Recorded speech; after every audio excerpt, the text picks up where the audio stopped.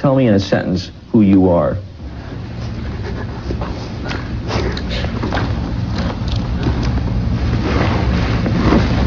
Nobody. Before cult leader and convicted murderer Charles Manson would be sentenced to life in prison for his brutal massacre against Hollywood's elite. When I stand on the mountain and I say, do it, it gets done. If it don't get done, then I'll move on it. Before Charles Manson would opt to have an X carved into his forehead, one that would later transform into a swastika. I've been in jail, prison, a long time, all my life. I was raised up in here. Before Manson's life would be analyzed and documented in countless books and films. Charles Manson is one of, if not the most infamous figures in criminal history, and his name is synonymous with the living embodiment of pure evil. Although Charles Manson was never actually found guilty of committing any murders himself, he inspired his family of young loyal disciples to have carried out what is thought to have been 35 killings. He spent half of the first 32 years of his life behind bars, and when he was set free, well, he begged the federal prison not to let him go. He wanted to stay there. It was the only place that felt like home. Sadly, they didn't listen to him. Now, Charles did have goals to make it on the straight and narrow. The man wanted to be a pop singer, but when his Hollywood dreams didn't come into fruition, well, he ventured down a much darker and twisted path. He's been locked up in a maximum security prison since 1971, yet his name has stayed in the public consciousness and made headlines since. In 2012, he was denied parole for the 12th time. Prisoners denied parole for 5 years. That's cool. Although he was originally sentenced to death, but then California Supreme Court, they invalidated all death sentences prior to 1972. And Charles Manson, well, he would die in prison at the age of 83. What's going on, guys? My name is Michael McCrudden, documenting the life and death of Charles Manson prior to his passing, here for you on Before They Were Gone. Now, last time we made one of these videos on Little Peep, a lot of you guys threw at me some negative feedback. Now, this show not only acts as a biography channel, it also falls under the news and entertainment category, and I've been doing this for a few years. Tragic breaking news story today on IO Trends. Comedy legend Joan Rivers, she passed away at 81 years old. My name is Michael McCrudden. Welcome to Before They Were Dead, documenting the life of artists before they passed away, here for you before they were dead. Now, if you're upset with me, which I know some of you are, we do try and honor and remember these fallen celebrities, except for this guy, you know, because he's pure evil. But people have always turned to the media for information regarding breaking news. This has always been the way it is. President Kennedy died at 1 p.m. Central Standard Time. Kurt Cobain, the leader of one of rock's most gifted and promising bands, Nirvana, is dead. Now let's get back to the life and times of Charles Manson, although this video will probably get demonetized because the dude's the devil. Anyway, here we go.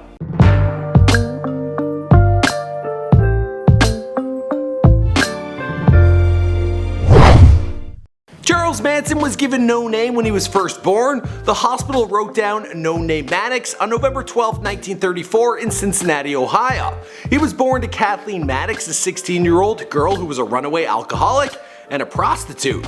He would later be given the name Charles Miles Maddox. His father is widely believed to be Colonel Walker Henderson Scott Sr., who would play absolutely no role in the boy's life. When she worked on death row and they took that dude into hanging, and his head popped off and went down them 13 stairs and rolled over by her, it scared the her. Charles' mother didn't pay too much attention to her young boy when he was growing up. She was too caught up in her own life of crime.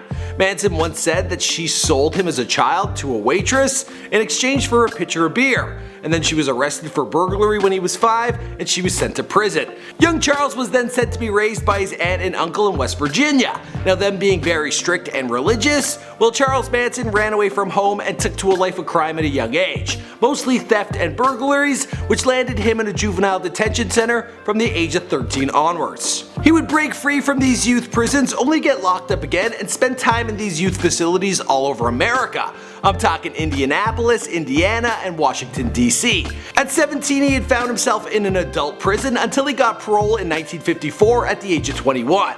The next year, Charles married a 17-year-old waitress named Rosalie Jean Willis. The couple moved to California in a stolen car, which would land Charles back in prison. Together they had a son, Charles Manson Jr., who went on to commit suicide in the 90s. Now, Rosalie would divorce Charles after a few short years, running off with another man.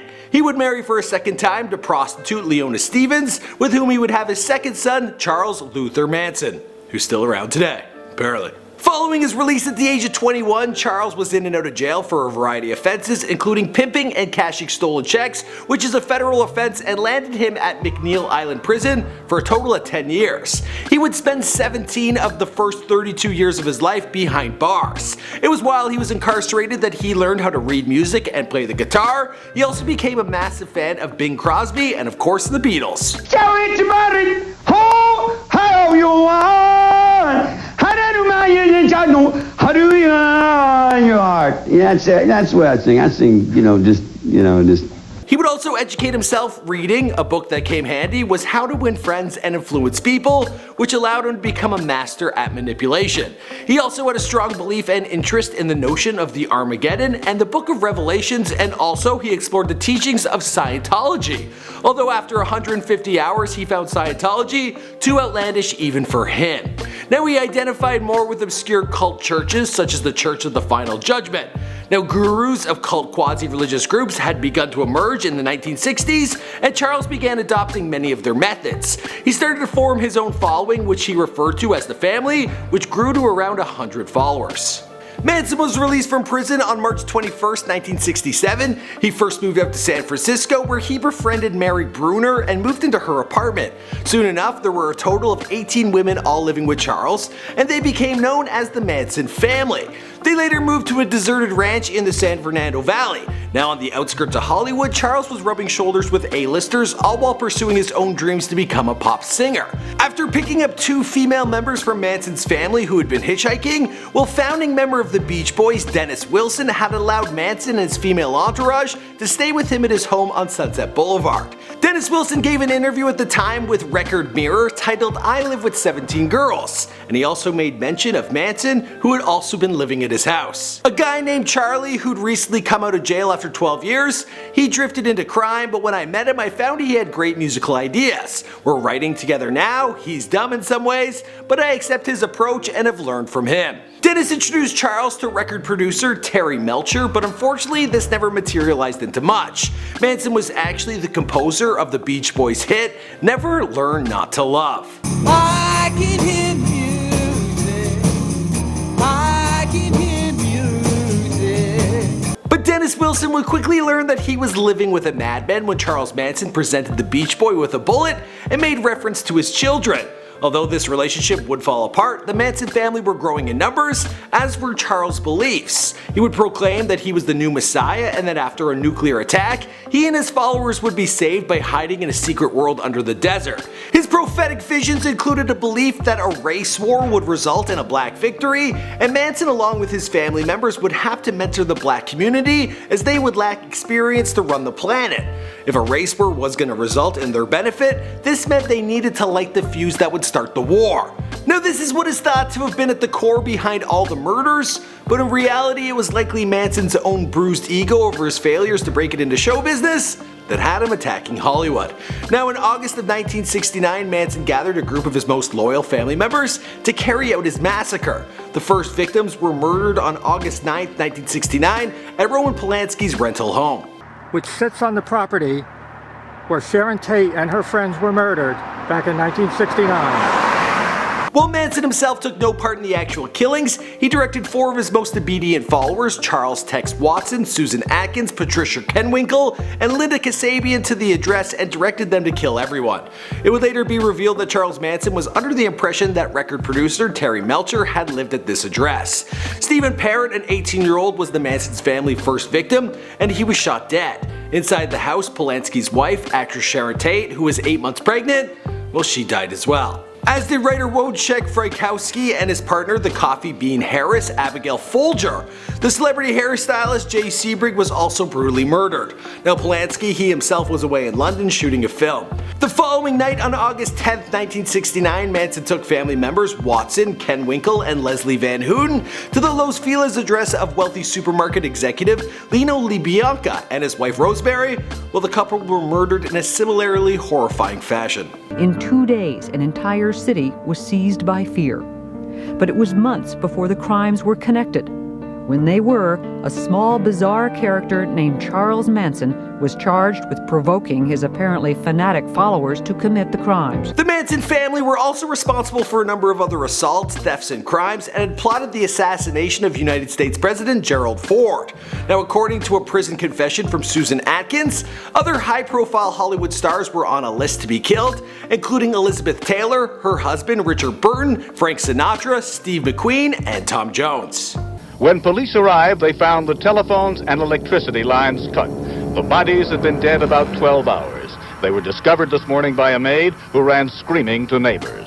This series of horrifying murders shocked the world during the 1960s, which was an era of free love and peace. Now, with cops scrambling to solve these high-profile and heinous murders, it was an ironic twist of fate that Manson and his family were arrested under the belief that they had vandalized a portion of a national park, which they were hiding out in. It was a confession from Susan Atkins that led detectives to realize that Manson and his followers were involved in the killings. The trial began in June of 1970, during which Manson released an album titled Lie in an effort to raise money for his defense. Walking all alone, not going anywhere. Walking all alone, nobody seemed to care. He was assigned Ronald Hughes as his lawyer, who left the case early on, but that same year Ronald Hughes went missing while camping, and then his body was found 7 months later. It's thought that he was murdered by still active Manson family members. Throughout the trial, Charles and his family giggled and exchanged faces with one another, none showing any remorse for their crimes. Despite the fact that Charles got no blood on his hands, California law allows murder conspirators to be culpable via vicarious liability, which meant he did not have to be present at the murders to be guilty. On January 25, 1971, Manson was convicted of first-degree murder and directing the deaths of Tate and LaBianca victims. He was sentenced to death, but instead would live out a life sentence in prison after California's Supreme Court invalidated all death sentences prior to 1972. Although now behind bars, this wouldn't be the last we'd hear from Charlie. Many of his songs, which were recorded, well, they would go on to be covered by famous musicians including Guns N' Roses, Red Cross, and Marilyn Manson. In fact, Marilyn Manson, he found his stage name mixing the cult leader's name with that of Marilyn Monroe. Manson would continue to make news headlines over the years and give many shocking interviews. Intrigue would continue to surround the criminal, and even fanfare with him receiving as many as 60,000 letters a year. That's more than any other prison inmate in history. One of his pen pals was 19-year-old Afton Burton, who actually moved from Illinois to California to be closer to Charles Manson. The two made plans to wed while Manson was still behind bars. In November of 2014, the two received a marriage license, which expired in 2015. It turns out the girl's motive was to be able to publicly display his corpse for profit following his death.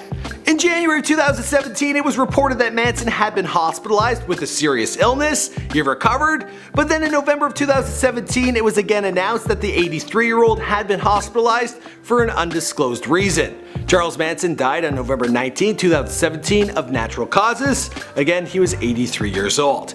As for the rest of the story, well, that's pretty much it, because this is before they were gone. My name is Michael McCrud, thanks for checking out this video. There are 2 more suggested videos for you down below. After this one, you might need a pick-me-up. So maybe check out Before They Were Famous or After They Were Famous. Stay away from the Before They Were Gone. For now. Okay.